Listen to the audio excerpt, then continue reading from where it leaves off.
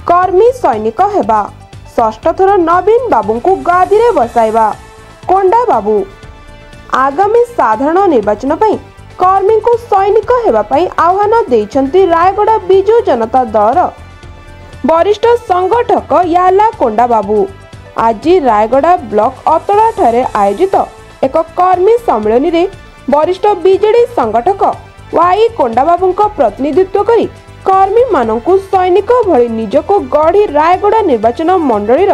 प्रत्येक भोटर को निकट रे नवीन सरकार को लोकाभिमुखी योजना गुड़िक पई उपकृत होइछंती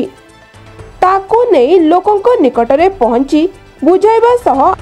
आगामी 13 तारीख रे हेबाकु थिबा निर्वाचन रे बीजेडी प्रार्थी को विपुल परिमाणर भोट व्यवधान रे विजयी करा जाई पारिबो से नै प्रकल्प करथिले।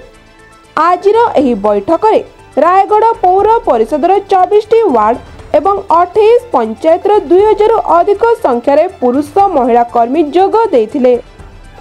आगामी 13 तारीख रे हेबाकु थिबा निर्वाचन रे गोटिए संखरे विधायक प्रार्थी अनुसुया माझी को एवं अन्य एक भोट संखरे भोट कोरापुट लोकसभा प्रार्थी कौशल्या हिका को मोट जोड़ी संख को भोट दे नवीन सरकार को षष्ठ थर पर मुख्यमंत्री करने को सामूहिक संकल्प करिसेंती। वर्तमान जिले में बीजेडी स्थिति ठीक थिबा बेले तृणमूल स्तर में कर्मी एकाग्रता कार्य रायगड़ा विधानसभा आसन में श्रीमती माझी एवं कोरापुट लोकसभा आसन में श्रीमती हिका को विपुल भाव में विजय करी पांच थर मुख्यमंत्री भावे राज्य संभाली नवीन पट्टनायक हाथमुठा को शक्त करी षष्ठ थर पई पुणी राज्यवासी सेवा करने को मुख्यमंत्री कराजिबो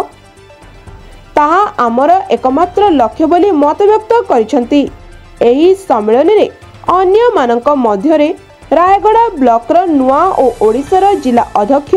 पी गौरी बाबू काशी नायडू चक्र बिडिका बैरागी हलुआ सरपंच श्रीनु पूर्वतन सरपंच मोहन बिडिका पूर्वतन केरड़ा सरपंच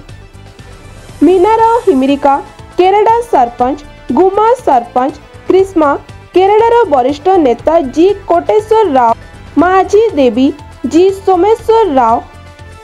केरड़ा पूर्वतन समिति सदस्य रमेश बाबू रायगड़ा वरिष्ठ आईनजीवी बिरजा पात्र छात्र बीजेडी राज्य संपादक विनायक पलेई जिला उप सभापति सत्यनारायण पाढ़ी युवा बीजेडी जिला संपादक के श्रीनिवास टीटू रथ बुला पाढ़ी अशोक पंडा पापुनी नंद कालिया साहू प्रमुख उपस्थित रही। रायगड़ा श्री तेली नायक रिपोर्ट न्यूज स्काईवर्ल्ड ओडिशा।